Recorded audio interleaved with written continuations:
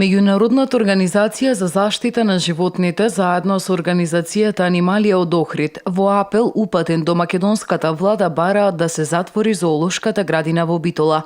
Во писмото истакнуваат дека животните во битолската зоолошка градина престојувале во несоодветни услови и биле хранети со мртви тела на кучиња скитници. Животните во зоолошката градина во Битола се чуваат без никаква грижа за нивните потреби.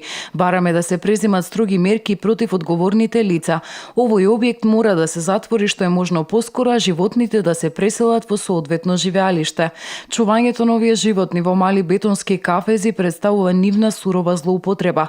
Животните не се објекти кои можат да се користат за да се соберат пари и да се води бизнис, се вели во апелот до македонската влада. Меѓународната организација за заштита на животните е дел од Меѓународната конфедерација на Сдруженија за заштита на животните и за заштита на правата на животните од целиот свет.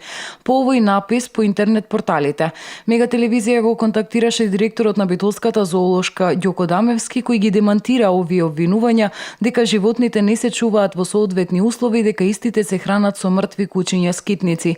Во телефонскиот разговор Дамевски вели дека ваквите обвинувања не се прв пат и дека доколку обвинувањата биле точни, инспекторот кој е задолжен за контрола на храната на животните ќе ја затворил зоолошката бидејќи има надлежност за тоа. Дамевски дополни дека заради честите обвинувања кои се чиста шпекулација, не чувствува потреба да дава изјави по медиуми и да се правда за нешто што го нема.